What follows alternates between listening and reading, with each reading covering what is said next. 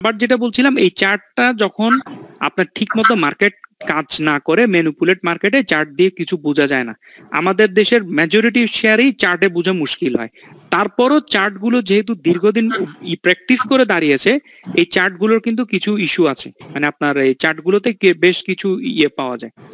আমি জাস্ট চার্টের 2-4টা প্যাটার্ন নিয়ে একটু আলোচনা করি। তো ইয়ে ছাড়াও এমনি চার্টে নর্মাল যখন আমরা চার্ট দেখবো, তখন চার্টটা আমরা কিভাবে হচ্ছে, চার্টের মেজর হচ্ছে আসলে চার্টে আমরা একটা বার চার্ট নিয়ে আছে। আমরা কালকে যেটা আলাপ করেছিলাম বার চার্টের একটা সাইড হচ্ছে যখন ওপেনিং ক্লোজিং, যখন ওপেনিং বেশি হয় কম হয়, এটা কোন দিকে যাবে ওগুলো আসে। আর চার্ট থেকে আমরা প্রথমে যেটা পাই এটা হচ্ছে প্যাটার্নটা পাই, আমার মার্কেটটা কি আপ হচ্ছে না মার্কেটে ডাউন হচ্ছে, মার্কেট কি করছে, এরকম কিছু রিটার্ন পাই। এখন তারপর ওরা চার্টটার থেকে কিছু থিওরিটিক্যাল জিনিস করেছে, যেটা বের করতে গেলে সময় লাগবে।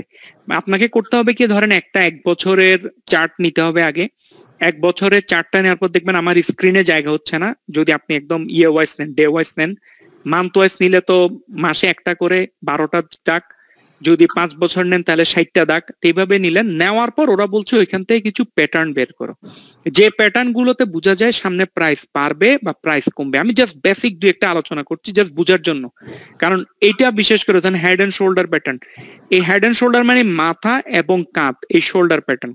ওরা বলছে যখন তুমি কোন একটা গ্রাফ দেখবে, গ্রাফেরটার এই হেডের মানে মাঝের এইটাকে ধরেন মাথা, এভাবে যদি একটা রাউন্ড করেন এখানে ধরেন একটা মাথা আসলো, আর এই দুটো হচ্ছে কাঁধ। বলছে হেড এন্ড শোল্ডার ইয়ে, এইটা হচ্ছে ওয়ান কাইন্ড অফ কি, এটা হচ্ছে one kind of or support. Bangla কথা হচ্ছে সাপোর্ট রেজিস্ট্যান্স, এটা হচ্ছে রেজিস্ট্যান্স, এটা হচ্ছে সাপোর্ট। এখন সাপোর্টটা যখন কোন একটা প্রাইস এখানে এসে সাপোর্ট ক্রস করে নিচের দিকে পড়ে গেল, এবং এই শেপটা দেখতে হেড এন্ড শোল্ডারের মতো হলো, এই শোল্ডারটা যখনই ভেঙে যাবে, মানে কাঠটা যখনই ভেঙে যাবে, ও বলছে তখন প্রাইস পড়ে যাবে শেয়ারের, তখন আলটিমেট শেয়ারের প্রাইস পড়ে যাবে। বলছে যখন তোমরা একটা চার্ট দেখবে, চার্টটাতে আপ ডাউন আছে, কিন্তু আপটা হয়ে ডাউন হলো, এরপর আপটা হয়ে ডাউন হলো, এরপর আপ হয়ে ডাউন হচ্ছে, কিন্তু প্যাটার্নটা হয়ে গেছে হেড এন্ড শোল্ডার, মানে মাথা এবং কাঁধ বাংলা কথা। এটাকে যদি একটা রাউন্ড করেন, এটা একটা মাথা, এইদিকে যদি এভাবে একটা টান দিয়ে টেনে দেন, স্ট্রেট টান, তাহলে এটা হচ্ছে কাঁধ। বলছে যখন কোন শেয়ারের চার্টে দেখবে শেয়ারের কাঁধ ভেঙে গেছে, হেড শোল্ডারটা ভেঙে গেছে, তখন আলটিমেট ওই শেয়ারের প্রাইসটা ধাম ধাম ধাম ধাম ধাম করে পড়ে যাবে। এইটাকে ওরা বলছে, এই প্যাটার্নটাকে বলছে হেড এন্ড শোল্ডার মেথড। আর একটা, জি ভাই প্লিজ। এখন হেড এন্ড শোল্ডার যে সব সময় আপনি একদম হুবহু চার্টে পাবেন তা না, কিন্তু এগুলো যদি আপনি লেগে থাকেন, ওই যে বললাম চার্ট নিয়ে রেগুলার স্টাডি করেন, হয়তো কখনো গিয়ে এটা চোখে পড়বে। আবার একই সাথে হেড এন্ড শোল্ডার বলছে উল্টাও হয়। উল্টা হলো মানে কি, এটা একটা পর্যায়ে পড়েছিল, একটু উঠলো, আরো পড়লো, আবার উঠলো, আবার পড়লো, উঠলো, কিন্তু এই পড়ার মধ্যে এই পড়া যেখানে আছে ওইটুক আর পড়ে নাই। বলছে এইটাকে যদি তুমি মাথা কাউন্ট করো, মানে উল্টো, মানুষটা উল্টো হয়ে আছে, এটা যদি কাঁধ থাকে, যদি ওঠার সময় এই কাঁধটা ভেঙে উঠতে পারে, এরপর শেয়ারের প্রাইস উঠতে থাকবে। বাংলা কথা হচ্ছে কাঁধ ভেঙে নিচের দিকে যদি নামে, শেয়ারের প্রাইসটা পড়ে যাবে, কাঁধ ভেঙে যদি উপরের দিকে উঠে, শেয়ারের প্রাইসটা উঠে যাবে। এটা বুঝছেন ভাই? মানে আমি এগুলো প্যাটার্ন গুলো বলছি, কেউ যদি কখনো কোয়ারির ইস্যু থাকে বা নিজেরা কোথাও ওই যে যখন বিভিন্ন ইয়ে শুনবেন, আমি বলছি আরএসআই শুনবেন, এটা শুনবেন, ইউটিউবে বিভিন্ন ভিডিও শুনবেন, তখন ওরা এই কথাগুলো বলবে। যখন হেড শোল্ডার, তখন হঠাৎ মনে হবে এটা আবার কি, এটা মেজর কিছু না। হেড এন্ড শোল্ডার মানে চার্টের দেখতে একটা একটু উঁচুর দিকে হলে এটা একটু মাথাকে কাউন্ট চিন্তা করলেন কল্পনায়, আর দুইটা একই লেভেলে হলে এটা কাঁধ কল্পনা করলো। যদি কাঁধটা ভেঙে নিচের দিকে পড়ে যায়, তখন বলছে এটা শেয়ারটা পড়ে যাবে। আর উল্টো যদি হয়, ওটা যদি উপরের দিকে উঠে, তখন বলা হচ্ছে শেয়ারের দাম বেড়ে যাবে। আচ্ছা, তারপরে হলো হেড এন্ড শোল্ডারের ট্রেডিং কি করবে, এটা খুব সিম্পল। আপনি জানেন হেড এন্ড শোল্ডারে যদি এইখানে শোল্ডারের এখানে যদি আপনার ভেঙে যায়, তাহলে আমার প্রাইসটা পড়ে যাবে। তাহলে ডেফিনেটলি আমার হেড এন্ড শোল্ডারের ওইসব টাইমে যখন শোল্ডারের ওই পাশে যদি দেখি ভেঙে যাচ্ছে, আমি বিক্রি করে বের হয়ে যাব। আবার বিক্রি করে বেরোনোর পর পরে যদি দাম বাড়ছে যদি হয়, আমি তখন কিনতেও পারি। কিন্তু দিন শেষে হলো আপনার হেড এন্ড শোল্ডারের সময় একটু ওয়েট করতে হয়, যখন শোল্ডার ভেঙে যায় প্রাইসটা সাধারণত পড়ে যায়, বেশ কতটুকু পড়ে যায়। ওই পড়াটা একটু সময় দিলে তখন আপনি প্রাইসটা পাবেন এটা আসলে কোথায় যাচ্ছে। এটা হচ্ছে double top double bottom. Double top double bottom মানে কিচ্ছু না। ডাবল টপটা হচ্ছে শেয়ারে যখন গ্রাফ দেখবেন, গ্রাফে এভাবে উঠলো এভাবে নামলো, এভাবে উঠলো এভাবে নামলো। বাংলা কথা হচ্ছে এটা এখান থেকে এখানে উঠলো, এখানে রেজিস্ট করলো, মানে আমরা যে সাপোর্ট রেজিস্ট্যান্স বলছি এখানে রেজিস্ট করলো, রেজিস্ট করার পর এটা এখানে পড়ে গেল, এই জায়গায় সাপোর্ট দিল, আবার এটা উঠলো, এটা এখানে আবার রেজিস্ট করলো, আবার এখানে পড়লো, কিন্তু এখানে পড়ার সময় এই সাপোর্টটা দিল না। থিওরিটিক্যালি এই সাপোর্টটা দেওয়ার কথা, সাপোর্টটা দিল না। যদি না দেয় তখন বলা হয় এটা ধাম করে পড়ে যাবে, মানে আবার হয়তো পরে উঠবে কিন্তু এটা পড়ে যাবে। ওই জন্য যখন কোন গ্রাফে ডাবল টপ দেখবেন, মানে শেয়ারের দাম এভাবে একবার উঠেছিল আবার পড়ে গেল, মানে সাপোর্ট রেজিস্ট্যান্স, সাপোর্টে উঠলে রেজিস্ট্যান্স হলো, মানে রেজিস্ট্যান্সে আটকালো, সাপোর্টে আটকালো, আবার উঠলো রেজিস্ট্যান্সে আবার আটকালো, সাপোর্টে আবার পড়লো। কয়বার হলো? দুইবার, অনেক সময় তিনবারও হয়। এটা যে ডাবল হইতে হবে তা না, এটা ট্রিপলও হয়। থার্ড বার উঠলো, থার্ড বার আটকালো, তবে থার্ড বারে শিওর বলতে পারেন, থার্ড বারে পরের যে সাপোর্টটা থাকবে ওই সাপোর্টটা না থাকলে এটা পড়ে যাবে। ওই জন্য বলা হচ্ছে ফার্স্ট আমি এখানে কিনেছিলাম, টপ হলো বটম হলো, ওয়েট করলাম, এখানে কিনেছিলাম টপ হলো, পড়া শুরু হয়ে গেল, তখন ধরে নিতে হবে ডাবল টপের সময় শেয়ারের প্রাইসটা আরো পড়ে যাবে, বেচে বের হয়ে যাবে। এটা হচ্ছে ডাবল টপ। যখন গ্রাফে এটা কিন্তু পাবেন, এটা মোটামুটি একটু চোখ কান খোলা রাখলেই আপনি ইভেন যখন বিভিন্ন বলিঞ্জার ব্যান্ড, তারপর আপনার কি বলে আমাদের এভারেজ, মুভিং এভারেজ, এই গ্রাফগুলো যখন দেখবেন দাগগুলো, তখন দেখবেন ওই গ্রাফগুলোতে আপনার এইভাবে ডাবল টপ আছে এবং ডাবল টপের পরে পড়ে গেছে, বা তিনটা টপ হয়েছে তিনটা টপের পরে পড়ে গেছে। কারণ যদি বারবার রেজিস্ট করে, একটা সময় গিয়ে একবার রেজিস্ট করলো, দুইবার রেজিস্ট করলো, তিনবার রেজিস্ট করলো, তখন আর সাপোর্টটা আর দেয় না, সাপোর্টটা তখন পড়ে যায়। এটাকে বলছে ডাবল টপ। আর ঠিক উল্টাটা হচ্ছে ডাবল বটম। শেয়ারের দাম পড়লো, এই যে পড়লো, এটা কিন্তু পড়ছে, এখানে এসে এখানে উঠলো আবার পড়ে গেল, উঠলো পড়ে গেল, উঠলো পড়ে গেল, উঠলো পড়ে গেল। এখানেও কিন্তু একটা ডাবল বটম হয়েছিল ওর মতো, তাহলে একটা বটম দুইটা বটম হওয়ার পরে উঠে আবার যখন পড়েছে এটা কিন্তু আবার পড়ে গেল, পড়ার পরে এটা যখন আবার এখানে আসলো আবার ডাবল বটম হলো, একটা বটম হলো, দুইটা বটম হলো, তিনটা বটম হলো, হওয়ার পরে যখন এই জায়গায় এবার রেজিস্ট করলো না, এটা কিন্তু আবার বাড়া শুরু করলো। তাহলে এখানে দেখেন প্রথম ডাবল বটমে একটা মিস সিগন্যাল আসছে, এটাও কিন্তু ডাবল বটম, একটা ডাবল বটম, দুইটা ডাবল বটম। আমরা ভেবেছিলাম এখানে দাম বাড়বে, ধরেন মানে আমরা ধরেন এই থিওরি অনুসারে জানি ডাবল বটম হলে এটা আস্তে আস্তে আবার উঠে যাবে। একটা ডাবল বটম দুইটা ডাবল বটম দেখে আমরা এই জায়গায় কিনলাম, কেনার পরে দেখলেন কি এটা আবার পড়ে যাচ্ছে বা পড়ে গেল এবং সে রেজিস্টে চলে আসছে, তখন কি করলেন কি বেচে দিবেন। কারণ আপনি জানেন সাপোর্ট রেজিস্ট্যান্স আমরা তখন পড়ালেখা করে ফেলছি, আমার সাপোর্ট হচ্ছে এই রেঞ্জে, এই রেঞ্জের সাপোর্টে আসলে আমি বেচে দিব। আপনি এখানে আবার বেচে দিলেন, বেচে দেওয়ার পর এটা আবার পড়লো, উঠানামা করলো, পড়ার পরে আবার ডাবল টপ হলো, ডাবল বটম হলো, একটা বটম দুইটা বটম, দুইটা বটম যখন হলো এতক্ষণে নতুন সাপোর্ট নতুন রেজিস্ট্যান্স আসে, এখন রেজিস্ট্যান্স কিন্তু হয়ে গেল, সাপোর্ট হয়ে গেল এইটা, এই লেভেলটা 111, আর আমার জন্য হয়তো রেজিস্ট্যান্স হচ্ছে 112 বা 15। তখন তখন আপনি করলেন কি এই জায়গাতে একটু কিনলেন। কখন কিনলেন? যখন আপনি চার্টটা দেখে দেখছেন দুইটা বটম হয়ে গেছে, তাহলে এটা এখন একটু টানবে। সাধারণত দুইটা বটম হওয়ার পর, ডাবল বটম হওয়ার পর শেয়ারের দামটা এইভাবে বাড়তে থাকে, এটাকে বলে ডাবল টপ ডাবল বটম। কারো কোনো কোয়েশ্চেন আছে এখানে? এই মানে এই তিনটা খুব বেশি কঠিন না। হেড এন্ড শোল্ডারটা আসলে দেখা যায় না, আমি খুব বেশি দেখি নাই রিয়েল লাইফে। আর ডাবল টপ ডাবল বটম দেখবেন, এটা একদম কমন স্ট্যান্ডার্ড। এটা সাপোর্ট রেজিস্ট্যান্সেরই একটা জাস্ট চার্টের ভার্সন। সাপোর্ট রেজিস্ট্যান্সে আপনি অ্যানালাইসিস করে ফিগার নিচ্ছেন, আপনি ফিগারে বললেন সাপোর্ট এত রেজিস্ট্যান্স এত, আর এটা হচ্ছে আপনার কাছে কোনো অ্যানালাইসিস না, আপনি গ্রাফ দেখছেন। আপনি যখন গ্রাফে দেখছেন ডাবল বটম হয়ে গেছে, তাহলে এটার দাম বাড়বে। যখন ডাবল টপ হয়ে গেছে, ডাবল টপ হওয়ার পরও পড়ছে, তার অর্থ এটা আরো পড়বে। তাহলে যখন আপনি জানেন এটা আরো পড়বে, তখন কি হয়, পড়ার জন্য ওয়েট করতে হয়, পরে কোথায় থামে আপনি হয়তো ওইখানে আবার কিনতে পারেন। আর ডাবল বটমের ক্ষেত্রে একটু ওয়েট করে যখন দেখেন আপ ট্রেন্ডে আছে, আপনি আপ ট্রেন্ডে উঠে গেলেন। এবং ওই যে টেকনিক্যাল অ্যানালাইসিস 3 ডেজ, আপনার যার যার থিওরি, সবার তো একই থিওরি হবে না। আমার এক ভাই যার কথা বলছিলাম T+3, উনার কাছে সবসময় যে শেয়ারই হোক, যে দামি হোক, যাই হোক, লাভ হোক লস হোক, ইভেন উনি হয়তো 5th ডেতে বেচলে প্রফিট হতো, ডে 3 তে বেচলে উনার লস হয়েছে, উনি লসে বেচে, এবং উনার কোনো আফসোস নেই, কারণ এটা উনার পলিসি। এরকম সেম আপনাদেরও কিছু পলিসি সেট করতে হবে, কিন্তু পলিসি সেট করবেন কি বেসড অন দিস থিওরি, নিজে নিজে করবেন। কিন্তু ধরেন আমি একটা মৌখিক পলিসি বলে, খুব সিম্পল পলিসি।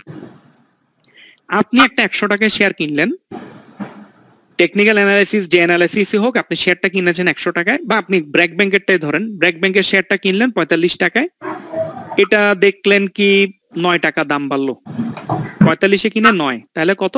54 টাকা হলো। আপনার ট্রেন্ড বলছে এটা আরো বাড়তে পারে, কমতেও পারে, কিন্তু বাড়তে পারে। বা একদম বাংলা হিসাব হচ্ছে 20% প্রফিট হওয়ার পর আপনার ওয়েট করার কোনো দরকার নেই, কোনো দরকার নেই। এটা সিম্পল ম্যাথ। আমি 20% প্রফিট হয়েছে, এটা মোর দেন এনাফ।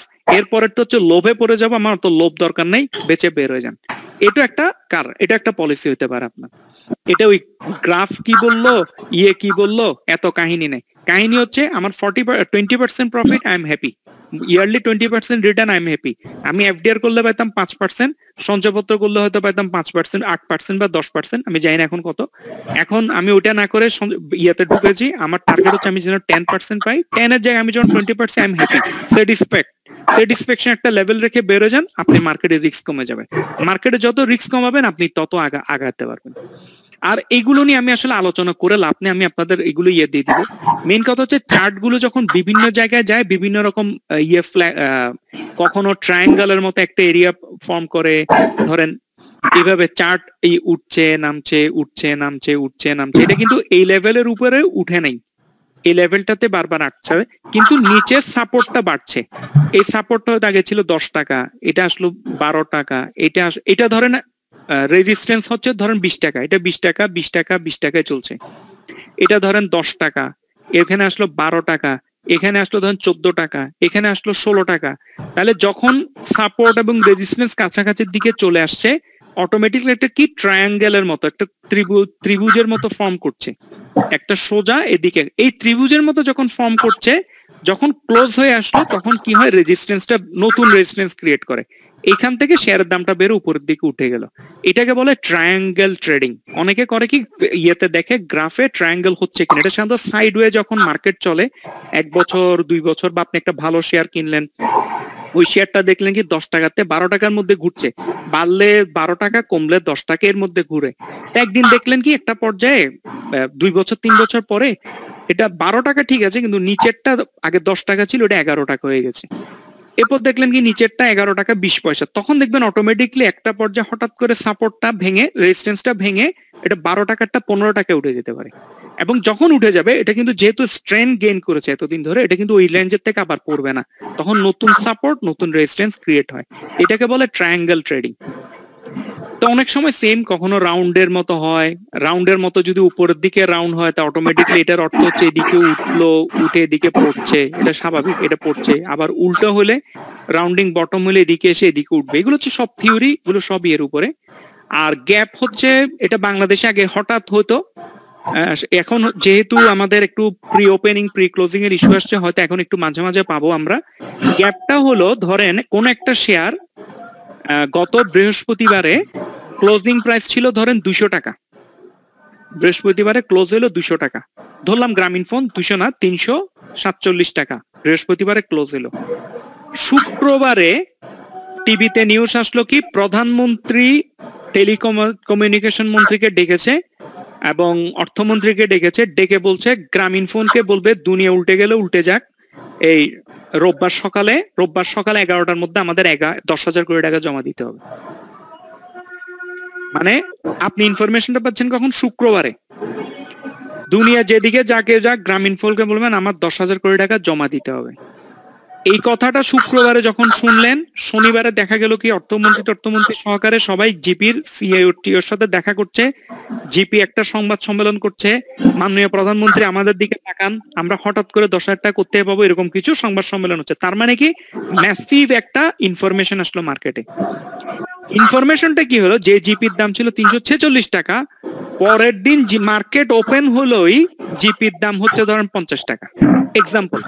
এক্সাম্পল, যেহেতু এটা বড় ইস্যু, আমি ওই 50 টাকা তো হয় না, আমাদের দেশে তো 10%, মানে 34 টাকা ছাড়াই ওপেন হল।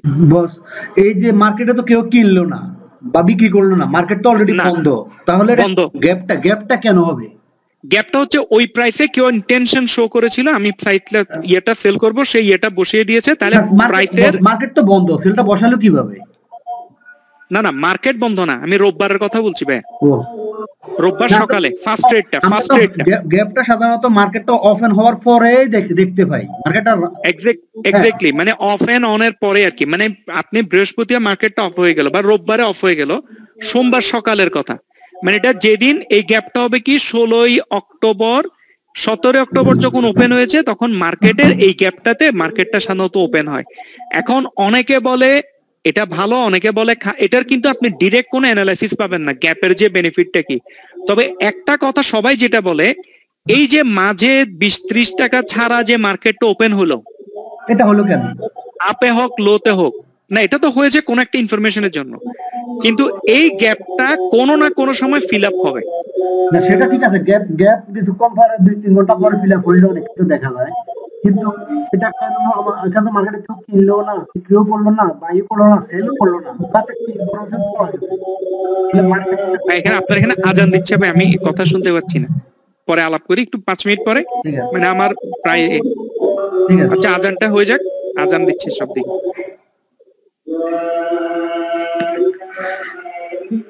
মার্কেটটা বন্ধ হলো, প্রাইসটা জিরোতে আসলো, পরের দিন মার্কেট ওপেন হলো এবং মার্কেট ওপেন হয়েছে একটা হেভি গ্যাপে 10% আপে, কারণ ওই দিন থেকে এটার নাম হয়ে গেছে ইউনিলিভার কনজিউমার লিমিটেড। এটা ক্লোজিং এ ছিল 2000 না 2200 টাকা। এটা এরপর থেকে একটা না শুধু দাম বেড়েছে, কিন্তু একটা পিসে সেল হয় নাই ভাইয়া। এটা প্রাইস সেলের ইস্যু না, কেনা বেচার ইস্যু না, ইস্যুটা হচ্ছে কে কত বসাচ্ছে। আমি ইউনিলিভার কিনতে চাই, ধরেন আমি বসাই দিলাম 4000 টাকা হলে আমি কিনবো, এক্সাম্পল বলছি, 10% ধরে ধরে বাড়াচ্ছে আর কি।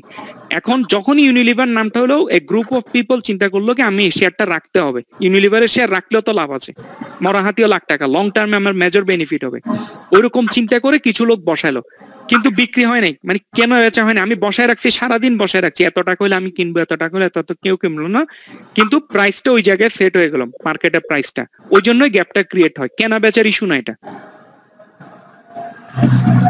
আর আরেকটা হচ্ছে ধরেন কথা কথা স্কয়ার ফার্মা এক্সাম্পল বলি, স্কয়ার ফার্মা হচ্ছে এমন একটা কোম্পানি যার ক্যাশ আছে 4000 কোটি টাকা, ক্যাশ ব্যাংক নিলে, এবং যার কোনো লোন নাই। ইউনিলিভার হচ্ছে ওই টাইপের কোম্পানি, ওদের লোন নাই, ওদের ওয়ার্কিং ক্যাপিটাল আছে, ওটা ডিফারেন্ট ইস্যু, কিন্তু লোন বলতে যেটা বোঝায় লোন নাই। যখন কোনো কোম্পানির লোন নাই, আবার একই সাথে ক্যাশ লোডেড, আপনি যে কারণে দেখবেন স্টিল ইন্ডাস্ট্রি, আপনি বিএসআরএম, কেএসআরএম, আরএসআরএম, জেআরএমই বলেন, ওরা কিন্তু যে লেভেলের কোম্পানি এবং যে পরিমাণ এক্সপানশন হচ্ছে, ওইভাবে কিন্তু ওদের শেয়ারের দাম বাড়ে না, এবং গ্যামলাররা খুব একটা করে না, এবং ওরা খুব একটা ওই লেভেলের ডিভিডেন্ডও দিতে পারে না। তার মেজর কারণ হচ্ছে ওদের হিউজ লোন, ওদের ইন্টারেস্ট এক্সপেন্সেস হিউজ, আর ওদের ভলিউমটা হিউজ ইন টার্মস অফ মানিতে, যে কারণে ওদের লোনও হিউজ, এবং লোনের জন্য শেয়ারগুলো কিন্তু আপ করতে পারছে না। আচ্ছা, ক্যান্ডেল স্টিকটা তো আমরা আলাপ করে একটু করে শুনেছিলেন, আমি তারপরে একজন বলেছে পাওয়ার পয়েন্টটা দেওয়া যাবে কিনা, পাঠিয়ে দিব, আমি পাওয়ার পয়েন্ট গুলো আমরা আপনাদের কালকে মেল করে দিব। আর সবচেয়ে বড় কথা হচ্ছে আমরা যেটা বলছিলাম, আমরা আপনাদের একটা বই পাঠাবো, আপনাদের অ্যাড্রেস গুলো নিয়ে স্টেক কন্ট্যাক্ট করবে, কন্ট্যাক্ট করে অ্যাড্রেসে আমরা আপনাদের একটা করে কুরিয়ারে বই পাঠাবো, যে বইটা হচ্ছে এই টেকনিক্যাল অ্যানালাইসিসের একদম বেসিক বলতে যেটা জানলে আমার আপনার জন্য টেকনিক্যাল অ্যানালাইসিস এর অ্যাডভান্স স্টেজ দরকার নাই। আর টেকনিক্যাল অ্যানালাইসিস শিখবেন কিভাবে, এরপরে প্রথমটা হচ্ছে কি আজকের থেকে প্র্যাকটিক্যালি শুরু করবেন 4-5টা শেয়ার নিয়ে। এর মাঝে আমি একটা শেয়ার বলেই দিলাম, ব্র্যাক ব্যাংকটা নিয়ে একটু দেখেন টেকনিক্যাল, কিন্তু ব্র্যাক ব্যাংক দেখেন বলতে ব্র্যাক ব্যাংক নিয়ে আমি বলি না ট্রেড করতে, জাস্ট 100টা শেয়ার নিয়ে ট্রায়াল দেওয়ার জন্য, টেকনিক্যাল অ্যানালাইসিসে এটা কাজটা হচ্ছে কিনা, কি হওয়ার কথা। আর তারপরে হলো এরপর আপনারা স্পেসিফিক একটা নিয়ে কাজ করবেন। যদি ক্যান্ডেল স্টিক নিয়ে শেখার ইচ্ছা থাকে, ক্যান্ডেল স্টিকের ইন্টারপ্রিটেশনের পর এই ডোজি ক্যান্ডেলটা কেন হয়, ডোজি ক্যান্ডেলের গুলো ডিফারেন্স গুলো কি, তারপর এগুলো কতগুলো কঠিন নাম পাবেন ওদের, ওই হ্যামারটা হয়, হ্যামার হলে কি বড় সাবজেক্ট, এটা নিয়ে মাথা নষ্ট করে লাভ নাই। না এখন না, আমি এটা বলছিও না ভাইয়া, আমি জাস্ট দেখাচ্ছি, আমি আপনাদের এটা পাঠিয়ে দেবো, কিন্তু ক্যান্ডেল স্টিক যদি বুঝেন না আপনার কিন্তু বেশ, আমি বলবো বেশ উপকার হয়। ক্যান্ডেল স্টিক কিন্তু খুব ইন্টারেস্টিং, যারা বুঝে খুব ভালো বুঝে। ওই যে বললাম আমার এক পরিচিত আছে, উনি ওই ক্যান্ডেল স্টিক ধরেই উনি কেনা বেচা করে, উনি ফাইন্যান্সিয়াল অ্যানালিস্ট, কিন্তু উনি পুরোপুরি ক্যান্ডেল স্টিকের উপরে ডিপেন্ডেন্ট আর কি, ভদ্রলোক। তো এইটুকের মধ্যে যদি কারো কিছু না থাকে, আমি একটা রিকোয়েস্ট আবার করব। রিকোয়েস্ট নাম্বার 1 হচ্ছে মানুষের কথায়, কানের কথায় শেয়ার কিনবেন না ভাইয়া, এটা খুবই বিপদ হয়। আমার পরিচিত একাধিক লোক বিপদে পড়েছে, একাধিক লোক, নাম বললাম না, ভালো পজিশনে আছে, একটু হিসাব করে কিনবেন। 2 নাম্বার হচ্ছে আপনাদের ফান্ডটাকে অবশ্যই 2টা ভাগে ভাগ করবেন, একটা একটু লং টার্মে কেনেন আর একটা শর্ট টার্মে কেনেন। আর শর্ট টার্মের ক্ষেত্রে যে যার জন্য, কারণ মেহেদী ভাইয়ের যেটা স্ট্র্যাটেজি সালাউদ্দিন ভাইয়ের হয়তো একই স্ট্র্যাটেজি হবে না, সালাউদ্দিন ভাইয়ের স্ট্র্যাটেজির সাথে হয়তো সুপ্রিয়দার একই স্ট্র্যাটেজি হবে না। আপনাদের যার যার ইন্ডিভিজুয়াল স্ট্র্যাটেজিটা সেট করেন। যেটা বলছিলাম, আমার এক পরিচিতর স্ট্র্যাটেজি হচ্ছে T+3, যেখানে হোক দাম বাড়ুক কমুক ওনার কোনো মাথা ব্যথা নেই, উনি টেকনিক্যাল অ্যানালাইসিসে দেখে ডিসিশন নিয়ে T+3 তে বের হয়ে যায়। কারণ উনি ঘর পোড়া গরু, উনি 96 এ হিউজ লস খেয়েছে এবং উনি এন্টায়ার লসটা 2009 কাভার করে ফেলেছে, ফুল কাভার। আবার আমার ওরকমও পরিচিত লোক আছে যারা শুধু শেয়ার কিনে, ওই যে আমাদের স্যারের কথা বলছিলাম, ওই স্যার আপনার সে 1980 সাল থেকে শুরু করে ধরেন এই 2020 সাল পর্যন্ত উনি আজীবন শুধু শেয়ারে কিনেছে এবং উনি কোনোদিন বেচে নাই। লাস্টে যেটা বেচছে ওটা একদম একদম বাড়ি গাড়ি কিনে ফেলছে, মানে একদম গুলশানে বাড়ি টাড়ি কিনে একটা অবস্থা, এবং লিগালি, কারণ ক্যাপিটাল কিনে তো ট্যাক্সও নেই। এখন ওই সবকিছু মিলে আপনাদের ফান্ডটাকে দুই ভাগ করবেন, একটা ভালো শেয়ারে ইনভেস্ট করেন লং টার্মে, 2 নাম্বার হচ্ছে শর্ট টার্মে কিছু ইনভেস্ট করেন, শর্ট টার্মে গেইনটাও দরকার আছে, আর কিছু কিছু গেইন আপনারা আইসিবি এমসিএল ইনভেস্ট করেন। এটা আমি সবাইকে বলি, কিছু কিছু গেইন, কারণ আইসিবি এমসিএল আপনার হয়ে সব কাজ করে দিবে। আর সবচেয়ে বড় কথা, অন্যান্যরা যেটা করে, অন্যান্যরা ওই লেভেলের ডিভিডেন্ড দেয় না। আইসিবি যে লেভেলের ডিভিডেন্ড দেয় এটা বাংলাদেশের কোনো ফান্ড ম্যানেজার দেয় না এর কাছাকাছি। তো ওটার জন্য আইসিবিটা আমার খুব পছন্দের। আর সেফটির একটা ইস্যু হচ্ছে পুরোনো ফান্ড।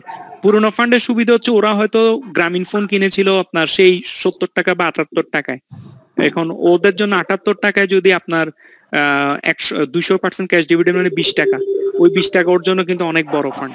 ওই জিনিসগুলো ওরা বেনিফিট গুলো পাচ্ছে এখন। ঠিক আছে ভাইয়া, তাহলে কারো কোনো কোশ্চেন আছে? আর ভাইয়া আচ্ছা ভাইয়া, ওই যে গতকাল একটা ওই যে অ্যাপস এর কথা বলছিলেন, ওটার নামটা ভুলে গেছি, ট্রেড ভিউ, ট্রেড ভিউ বোধহয়। এটা আমি একটু দেখে বলি ভাই। ডাউনলোড স্টক নাও না, এটা আছে, হ্যাঁ এটা ডাউনলোড করছি, স্টক নাও আছে। হ্যাঁ, স্টক নাওটা বেশ ভালো। মানে আপনি বেসিকলি বিশেষ করে কেনাবে, আপনার ধরেন একটা শেয়ার এই মুহূর্তে একদম লাইভ ডেটা, আপনি অফিসে বসেও কত শেয়ার হলো, কি হলো, কোন নিউজ আছে কিনা, নিউজ গুলো দেখা যায়, সেক্টর ওয়াইজ দেখা যায়। আবার আপনি যদি ফেভারিটিস করে ফেলতে পারেন, মানে আমি এই শেয়ার গুলো শুধু আমাকে দেখাবে, ক্লিক করলে ওই শেয়ার গুলো আপনাকে শুধু দেখাবো, ইনফরমেশনটাও পাবেন ইনশাল্লাহ। এটা ভালো, বেশ ভালো, মানে বেসিকের জন্য ভালো। আর টেকনিক্যালের জন্য আপনাকে একটু স্টক বাংলাদেশ.com, তারপর এই ধরনের লঙ্কা বাংলা, এগুলোতে মুভ করতে হবে একটু। এগুলো একটু মুভ করলে ওরা আপনার জন্য করা আছে, নাহলে আপনাকে ম্যানুয়ালি বসে বসে করতে হবে। তবে প্রথম দিকে একটু ডেইলি দেখবেন ভাই, কিছু জিনিস ডেইলি, মানে টেকনিক্যাল অ্যানালিসিস হচ্ছে ডেইলি টুলস। স্যার অ্যাপস এর ইয়ার লোগোটা একটু দেখান তো স্যার, অ্যাপস এর লোগোটা। জি, কারণ এখন অনেকগুলো অ্যাপস আসে তো, কোনটা এটা দেখতে পাবেন কিনা তো জানি না। এটা দেখতে পাচ্ছেন একটা? জি বুঝছি, পাইছি। জি, পেয়েছেন না? এটা হচ্ছে লোগো। জি, ঠিক আছে ভাইয়া, তাহলে অনেক হলো, আপনাদের অনেক কষ্ট দিলাম। আর বইটা নিয়ে একটু ঘাঁটবেন, মানে আমার অভিজ্ঞতা হলো, আমি তো ট্রেনিং ইন্ডাস্ট্রিতে আজকে 6 বছর, তাই 6 বছরের অভিজ্ঞতা হলো এই যে এখানে ধরেন 10-11 জন ছিলাম, তো আমরা 10-11 জনের মাঝে উইদিন মানে আপনার 6-7 জনে এই জীবনে এটা আর উল্টাবে না, মানে আজকের পর থেকে। এবং 1 সপ্তাহ পর যখন জিজ্ঞেস করবেন ডোজি ক্যান্ডেল বা RSI, দেখবেন এইভাবে ব্ল্যাঙ্ক চোখে তাকায় আছে, এটা কি জিনিস, এবং কমপ্লিট ভুলে যাবে। আর একজন, মানে সবসময় আমি দেখেছি ট্রেনিং অন্তত একজন লোক থাকে যে এটা নিয়ে কাজ করে, এবং যে কাজ করে সে অবশ্যই করে, সে অবশ্যই আলটিমেট গেইন করে ইনশাল্লাহ। আর নয়ন ভাই, আপনাকেও থ্যাংক ইউ। আর আপনি বোধহয় একটু প্রবলেম হচ্ছে সাউন্ডটা নিয়ে, আমরা আপনাদের বইটা পাঠিয়ে দিব, আর আমি প্রেজেন্টেশনও দিয়ে দিব, অসুবিধা নেই। প্রেজেন্টেশনটা আমরা করে পাঠিয়ে দিব কাল পরশুর মধ্যে ইনশাল্লাহ। বইটা যেতে একটু সময় লাগবে হয়তো, কারণ আমরা বইটা অর্ডার দিব, অর্ডার দিলে ওরা বই পাঠাবে, পাঠানোর পর আমরা আপনাদের কুরিয়ার করে পাঠিয়ে দিব ইনশাল্লাহ। ঠিক আছে ভাইয়া, তাহলে থ্যাংক ইউ সো মাচ, আজকের মতো বিদায়। জি, ভালো থাকেন। জি, থ্যাংক ইউ, আসসালামু আলাইকুম ভাই।